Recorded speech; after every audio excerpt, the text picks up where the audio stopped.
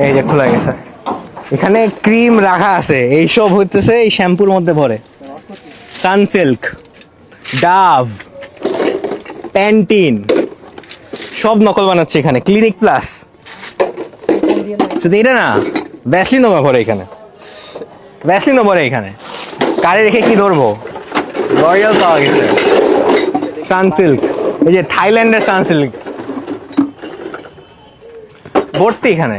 কি করবো, ওরা বেশিরভাগ হচ্ছে বড় বোতলগুলো নিয়ে আসে, কারণ বড় বোতলগুলা দামও হচ্ছে চড়া, লাভও বেশি। ছোট বোতলগুলো আনে না। সবই এখানে ক্রিম, কোনটা ছেড়ে কোনটা ধরবো? দেখেন তো কি আছে এখানে। হিমালয়, এটা কি face wash? Himalaya face wash. দুনিয়ার যত গার্বেজ আছে সব ধরনের গার্বেজ থেকে এগুলো কালেক্ট করে নিয়ে আসে। এই যে ময়লা, দুর্গন্ধ আসতেছে এগুলা দিয়ে। এগুলোর মধ্যে আবার যেমনে পারে যা পারে ভরবে, ভরে এগুলা বেচবে, অভাব নাই। গার্নিয়ারের ফেস ওয়াশ, এইগুলা পুরাটা বস্তা ছিল হিমালয়ের। এই বস্তাটা কিসের? এই যে ক্লিয়ার আছে, ও ছোটগুলো আছে, আমি ভুল বলছিলাম। ওরা ছোট শ্যাম্পু যা পায় সব শ্যাম্পু নিয়ে আসবে, সবগুলোর মধ্যে ভরবে। ছোট সানসিল্ক, ট্রেসেমে,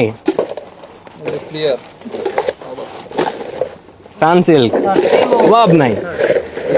প্যারাশুট, আল্লাহ, এমন কিছু নাই যেগুলো ওরা গার্বেজ থেকে কালেক্ট করবে না। এই দুর্গন্ধ ভরা বোতল গার্বেজ থেকে ঘুরে ফেরত আসছে, এটার মধ্যে আবার সুগন্ধিযুক্ত জিনিস মিশায় আবার বাজারে ছাড়বে। যে ব্যবহার করবে এগুলো তো স্কিন নষ্ট হয়ে যাবে, চুল নষ্ট হয়ে যাবে।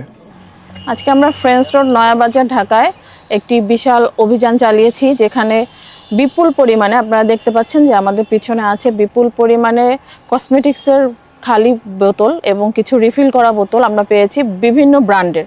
এখানে বিভিন্ন নামি দামি ব্র্যান্ড যেগুলো আছে, ডাব, ট্রেসেমি, সানসিল্ক সহ আরও বিভিন্ন ধরনের যেই সব নামি দামি ব্র্যান্ড আছে, মানুষ যেগুলোকে ভরসা করে এগুলো বিভিন্নভাবে খালি কৌটো জড়ো করে তারা এগুলোকে রিফিল করে এখানে বিভিন্নভাবে বিভিন্ন জায়গায় সাপ্লাই দিচ্ছিল।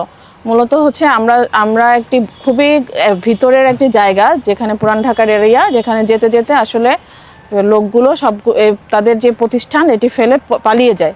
আমরা ওখানে গিয়ে কোনো ধরনের কোনো অভিযানের লোককে পাইনি। আমরা মালামাল সব জব্দ করেছি, জব্দ করে নিয়ে এসে আমরা 6 ট্রাক মালামাল জব্দ করে নিয়ে এসেছি এখানে কেরানীগঞ্জ এলাকায়। আমরা একটিকে ধ্বংস করব এবং এই ধরনের অভিযান বিএসটির পক্ষ থেকে চলবে এবং তাদের ঠিকানা এবং অ্যাড্রেসগুলো সংগ্রহ করা হচ্ছে এবং তাদের বিরুদ্ধে নিয়মিত মামলা রুজু করার প্রসেস চলছে। ধন্যবাদ।